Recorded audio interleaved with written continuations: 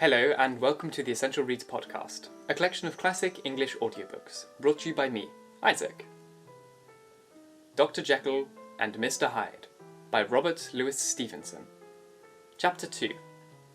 Search for Mr Hyde. That evening, Mr Utterson came home to his bachelor house in sombre spirits and sat down to dinner without relish. It was his custom of a Sunday, when his meal was over, to sit close by the fire, a volume of some dry divinity on his reading desk, until the clock of the neighbouring church rang out the hour of 12, when he would go sombrely and gratefully to bed. On this night, however, as soon as the cloth was taken away, he took up a candle and went into his business room. There he opened his safe, took from the most private part of it a document endorsed on the envelope as Dr Jekyll's will, and sat down with a clouded brow to study its contents. The will was holograph, for Mr Utterson, though he took charge of it now that it was made, had refused to lend the least assistance in the making of it. It provided not only that, in case of the decease of Henry Jekyll, M.D., D.C.L., L.L.D., F.R.S., and C., all his possessions were to pass into the hands of his friend and benefactor, Edward Hyde, but that in case of Dr Jekyll's disappearance or unexplained absence for any period exceeding 3 calendar months, the said Edward Hyde would step into the said Henry Jekyll's shoes without further delay, and free from any burthen or obligation beyond the payment of a few small sums to the members of the doctor's household. This document had long been the lawyer's eyesore. It offended him, both as a lawyer and as a lover of the same and customary sides of life, to whom the fanciful was the immodest, and hitherto it was his ignorance of Mr Hyde that had swelled his indignation. Now, by a sudden turn, it was his knowledge. It was already bad enough when the name was but a name of which he could learn no more. It was worse when it began to be clothed upon with detestable attributes, and out of the shifting, insubstantial mists that had long baffled his eye, there leapt up the sudden, definite presentment of a fiend. "I thought it was madness," he said, as he replaced the obnoxious paper in the safe, "and now I begin to fear it is disgrace." With that, he blew out his candle, put on a great coat, and set forth in the direction of Cavendish Square, that citadel of medicine, where his friend, the great Dr Lanyon, had his house and received his crowding patients. If anyone knows, it'll be Lanyon, he had thought. The solemn butler knew and welcomed him. He was subject to no stage of delay, but ushered direct from the door to the dining room, where Dr Lanyon sat alone over his wine. This was a hearty, healthy, dapper, red-faced gentleman, with a shock of hair prematurely white, and a boisterous and decided manner. At sight of Mr Utterson, he sprang up from his chair, and welcomed him with both hands. The geniality, as was the way of the man, was somewhat theatrical to the eye, but it reposed on genuine feeling.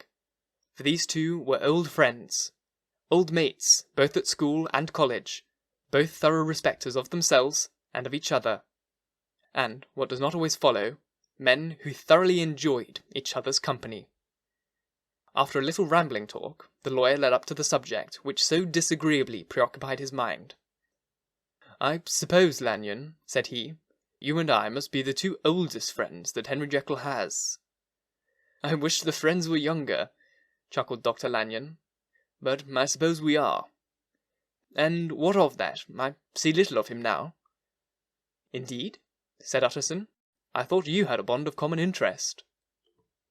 "We had," was the reply, "but it is more than 10 years since Henry Jekyll became too fanciful for me. He began to go wrong in mind, and though of course I continue to take an interest in him, for old sake's sake, as they say, I see and have seen devilish little of the man. Such unscientific balderdash," added the doctor, flushing suddenly purple, "would have estranged Damon and Pythos." This little spirit of temper was somewhat of a relief to Mr Utterson. They've only differed on some point of science, he thought, and being a man of no scientific passions, except in the matter of conveyancing, he even added, "It is nothing worse than that." He gave his friend a few seconds to recover his composure, and then approached the question he had come to put. "Did you ever come across a protégé of his? One Hyde?" he asked. "Hyde?" repeated Lanyon. "No, never heard of him. Since my time." That was the amount of information that the lawyer carried back with him to the great, dark bed on which he tossed to and fro until the small hours of the morning began to grow large. It was a night of little ease to his toiling mind, toiling in mere darkness and besieged by questions. 6 o'clock struck on the bells of the church that was so conveniently near to Mr. Utterson's dwelling, and still he was digging at the problem. Hitherto it had touched him on the intellectual side alone, but now his imagination was also engaged, or rather enslaved, and as he lay and tossed in the gross darkness of the night and curtained room, Mr. Enfield's tale went by before his mind in a stroll of lighted pictures. He would be aware of the great fields of lamps for a nocturnal city, then of a figure of a man walking swiftly, then of a child running from the doctor's. And then these met, and that human juggernaut trod the child down and passed on regardless of her screams. Or else he would see a room in a rich house where his friend lay asleep, dreaming and smiling at his dreams. And then the door of that room would be opened, the curtains of the bed plucked apart, the sleeper recalled, and lo, there would stand by his side a figure of whom power was given, and even at that dead hour he must rise and do its bidding. The figure in these two phases haunted the lawyer all night, and if at any point he dozed over, it was but to see it glide more stealthily through sleeping houses, or move the more swiftly, and still the more swiftly, even to dizziness through wider labyrinths of lamp-lighted city, and at every street corner crush a child and leave her screaming. And still the figure had no face by which he might know it. Even in his dreams, it had no face, or one that baffled him and melted before his eyes, and thus it was that there sprang up and grew a space in the lawyer's mind, a singularly strong, almost an inordinate curiosity to behold the features of the real Mr. Hyde.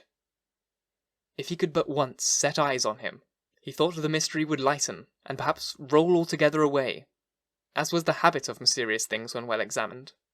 He might see a reason for his friend's strange preference or bondage, call it as you please, and even for the startling clauses of the will.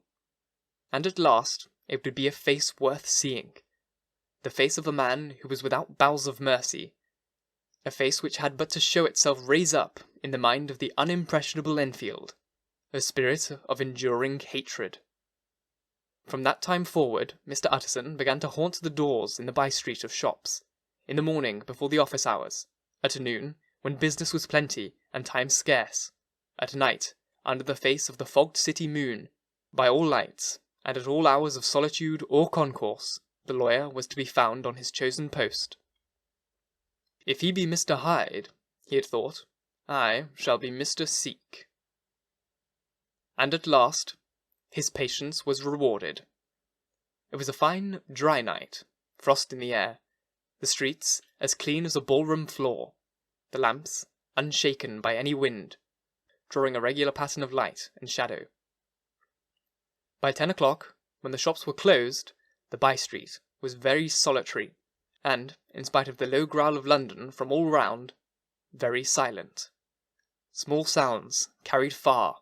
Domestic sounds out of the houses were clearly audible on either side of the roadway, and the rumour of the approach of any passenger preceded him by a long time. Mr. Utterson had been some minutes at his post when he was aware of an odd, light footstep drawing near.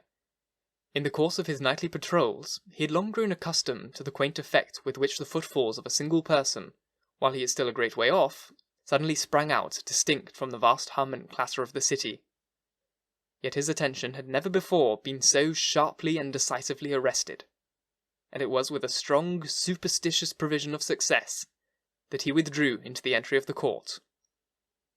The steps grew swiftly nearer, and swelled out suddenly louder as they turned the end of the street.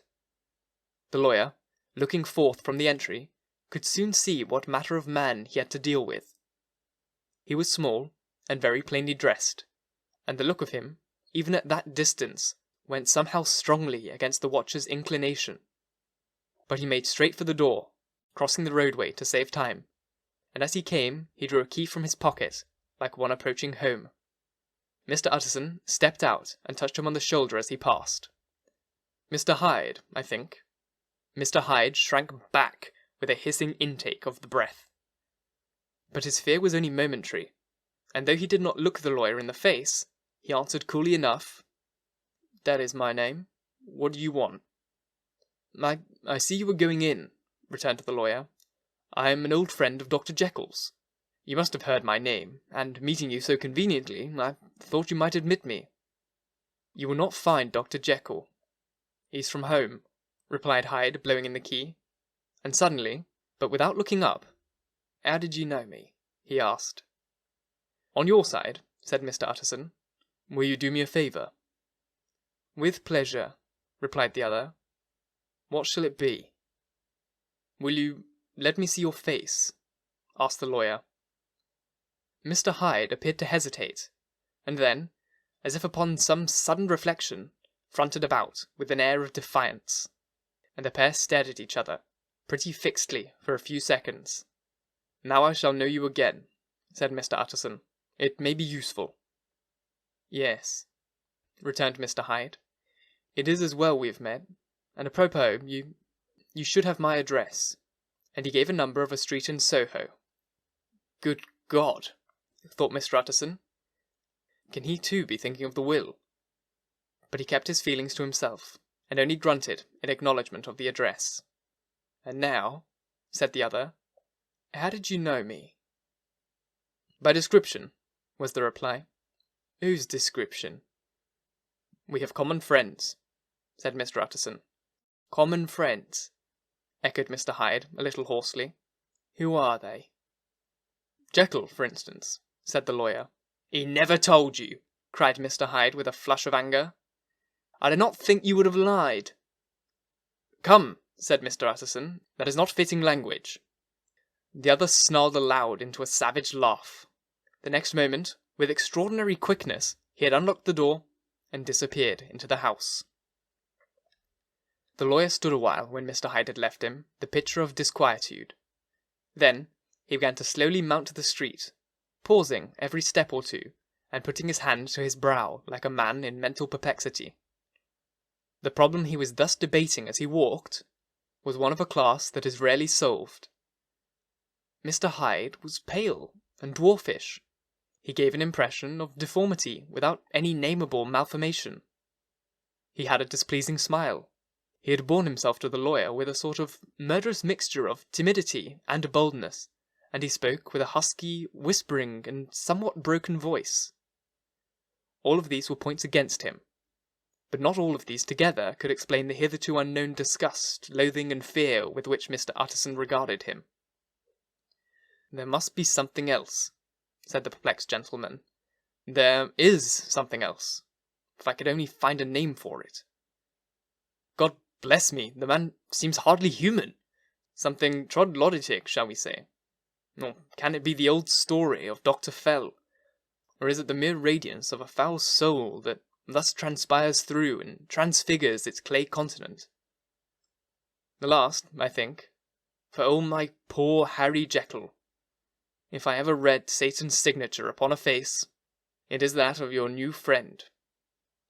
Round the corner of the by-street, there was a square of ancient handsome houses, now, for the most part, decayed in their high estate, and let in flats and chambers to all sorts of conditions and men, map engravers, architects, shady lawyers, and the agents of obscure enterprises. One house, however, second from the corner, was still occupied entire, and at the door of this, which wore a great air of wealth and comfort, though it was now plunged in darkness except for the fanlight, Mr. Utterson stopped and knocked. A well-dressed, elderly servant opened the door. "Is Dr. Jekyll at home, Poole?" asked the lawyer. "I will see, Mr. Utterson," said Poole, admitting the visitor as he spoke into a large, low-roofed, comfortable hall paved with flags, warmed, after the fashion of a county house, by a bright open fire, and furnished with costly cabinets of oak. "Will you wait here, by the fire, sir? Or shall I give you the light in the dining-room?" "Here, thank you," said the lawyer, and he drew near, and leaned on the tall fender. This hall, in which he was now left alone, was a pet fancy of his friend the doctor's, and Utterson himself was wont to speak of it as it was the pleasantest room in London. But tonight there was a shudder in his blood. The face of Hyde sat heavy on his memory. He felt, what was rare with him, a nausea and distaste of life, and in the gloom of his spirits he seemed to read a menace in the flickering of firelight on the polished cabinets, and the uneasy starting of the shadow on the roof. He was ashamed of his relief when Poole presently returned to announce that Dr. Jekyll was gone out. "I saw Mr. Hyde go in by the old dissecting-room door, Poole," he said. "Is that right when Dr. Jekyll is from home?" "Quite right, Mr. Utterson, sir," replied the servant. "Mr. Hyde has a key." "Your master seems to repose a great deal of trust in that young man, Poole," resumed the other musingly. "Yes, sir, he do indeed," said Poole. "We have all orders to obey him." "I do not think I ever met Mr. Hyde," asked Utterson. "Oh, dear, no, sir. He never dines here," said the butler. "Indeed, we do see very little of him on this side of the house. He mostly comes and goes by the laboratory." "Well, good night, Poole." "Good night, Mr. Utterson." And the lawyer set out homeward with a heavy heart. "Poor Harry Jekyll," he thought. "My mind misgives me he is in deep waters. He was wild when he was young, a long while ago to be sure, but in the law of God there is no statute of limitation. Ay, it must be that, the ghost of some old sin, the cancer of some concealed disgrace. Punishment coming, petty Claudio, years after memory has forgotten and self-love condoned the fault." And the lawyer, scared by the thought, brooded a while on his own past, groping in all corners of memory, lest by some chance some jack-in-the-box of an old iniquity should jump to light there. His past was fairly blameless. Few men could read the rolls of their life with less apprehension. Yet he was humbled to the dust by the many ill things he had done, and raised up again into a sober and fearful gratitude by the many that he had come so near to doing, yet avoided. And then, by a return on his former subject, he conceived a spark of hope.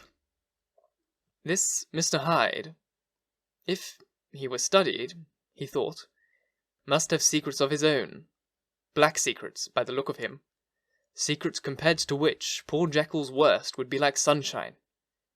Things cannot continue as they are. It turns me cold to think of this creature stealing like a thief to Harry's bedside. Poor Harry! What awakening! And the danger of it, for this Hyde suspects the existence of the will he may grow impatient to inherit. I must put my shoulder to the wheel, if Jekyll will but let me, he added. If Jekyll will only let me. For once more he saw before his mind's eye, as clear as transparency, the strange clauses of the will. Thank you so very much for listening. If you enjoyed, please like, comment, share, all that jazz. And if you really enjoyed, do subscribe, because there's more to come. I love this old style of writing. It's so full of flavour and magic that we've lost nowadays, and I hope it comes back at some point. It's beautiful. Once again, thank you for listening. And until next time, bye-bye.